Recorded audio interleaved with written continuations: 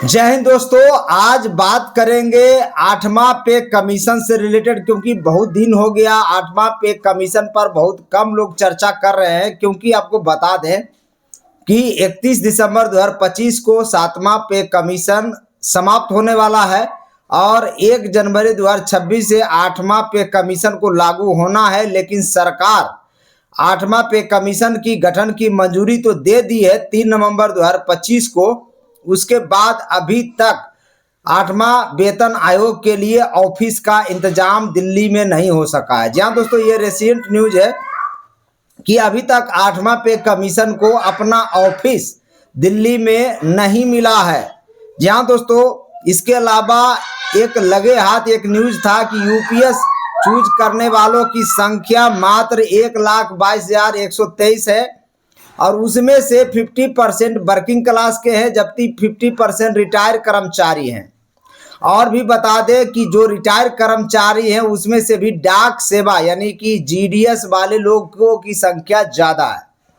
यानी कह सकते हैं कि यूपीएस जो चूज किए हैं उनमें से वर्किंग क्लास मात्र 50% से 60% है। यानी कि 1,22,123 का आधा कर लें तो 50-60 हज़ार के बीच में ही पड़ता है। यहाँ दोस्तों, और 50-60 हज़ार जोड़ लीजिए कि 24-25 लाख एनपीएस कर्मचारियों में से 50-60 हज़ार का कितना परसेंटेज आता है।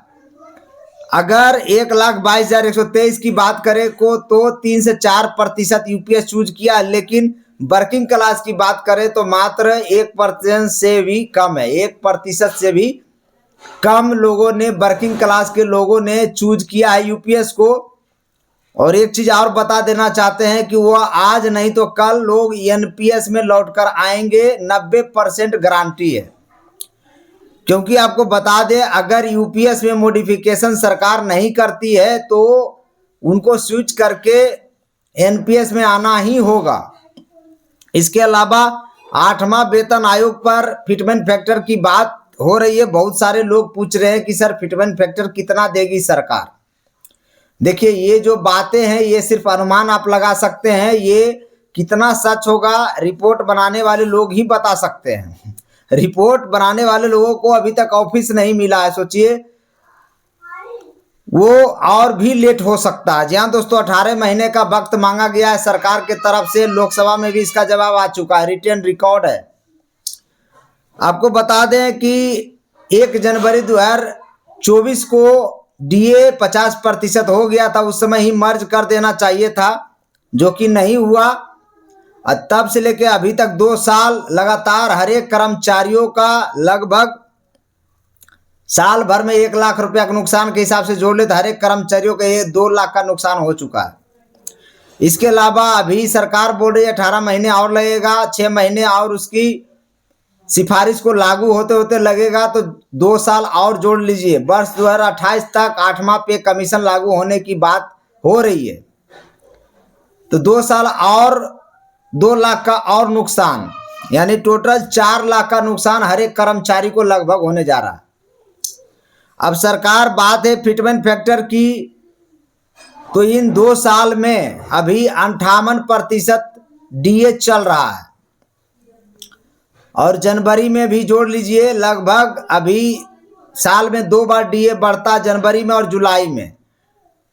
तो अगर 2 साल में 4 बार डीए, एक बार और डीए जोड़ लीजिए तो 5 बार डीए, टोटल 5 बार डीए। करीब करीब आपको बता दें लगभग 5 बार में 15% तो नहीं तो 12-13% जोड़ लीजिए, डीए बढ़ेगा।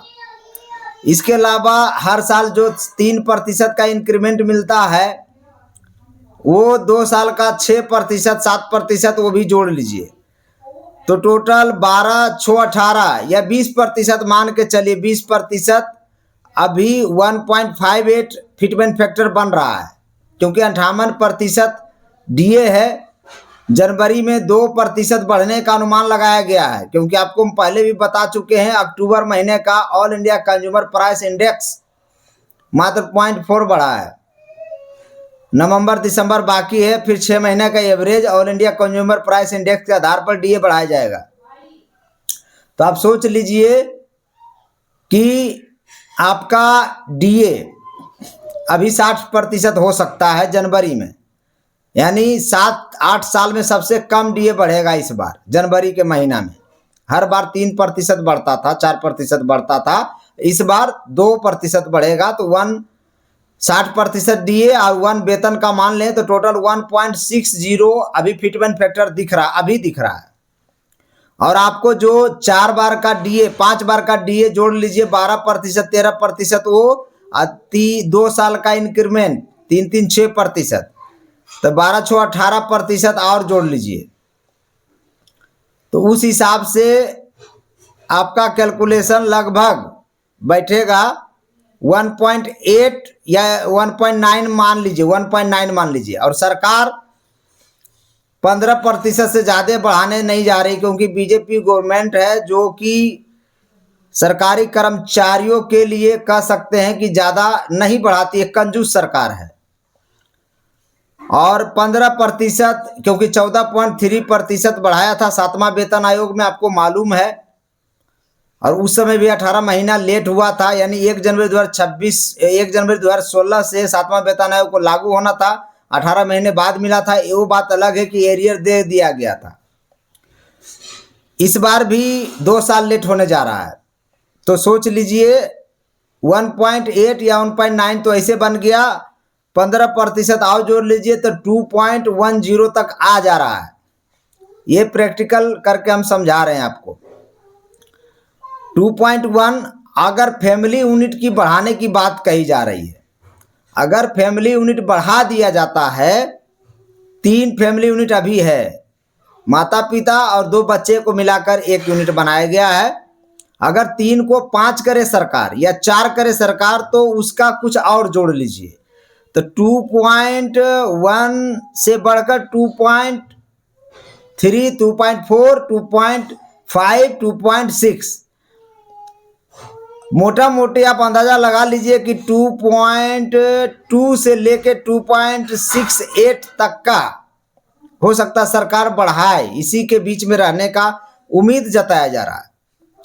तो फिटमेंट फैक्टर आप खुद कैलकुलेट कर सकते हैं, जो आपको हम डिटेल बताए हैं।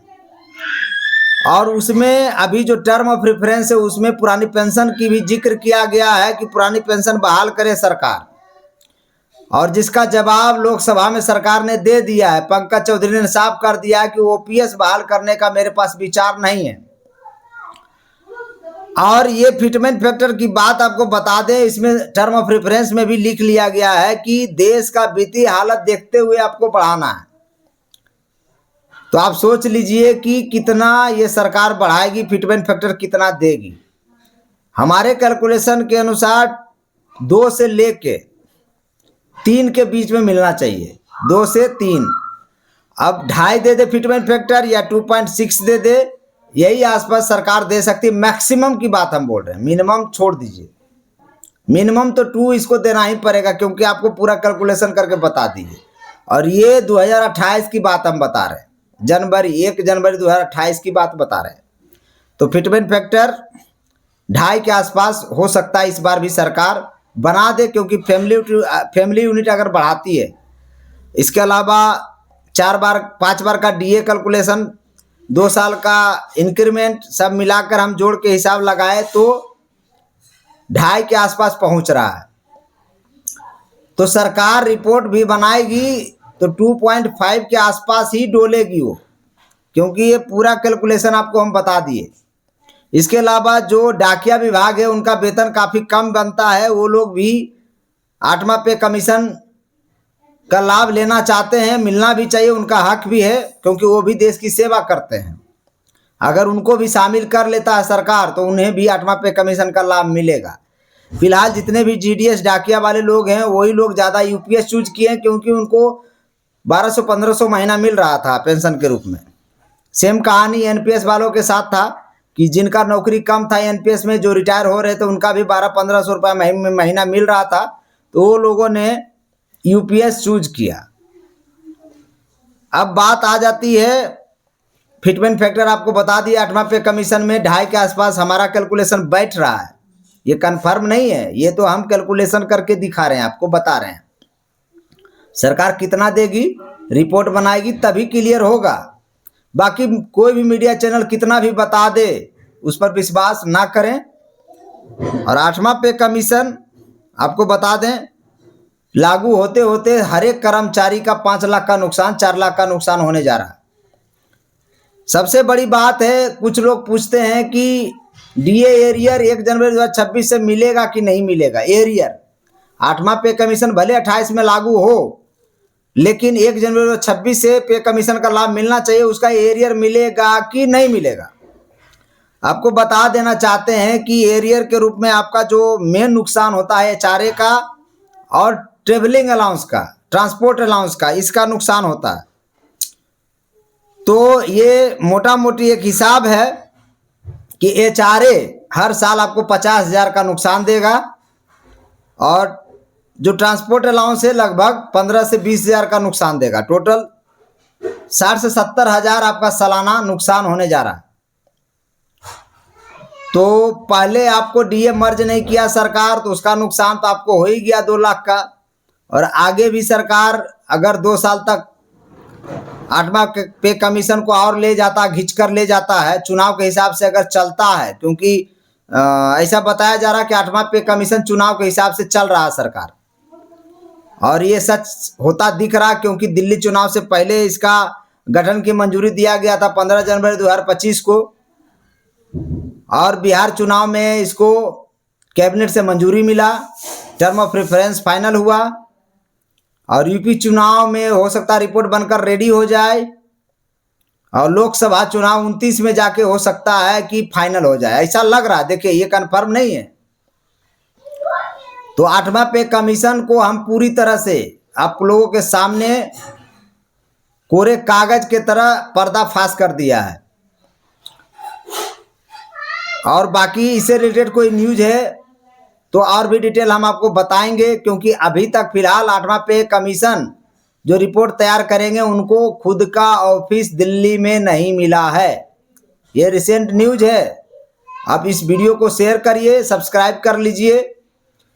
हम आपसे विनती करते हैं कि मेरे चैनल पर पेंशन से रिलेटेड वीडियो हमेशा बनाते रहते हैं, और जो न्यूज चलता है, रियल में चलता है, वही चीज़ हम आपको बताते हैं। जय हिंद, जय भारत।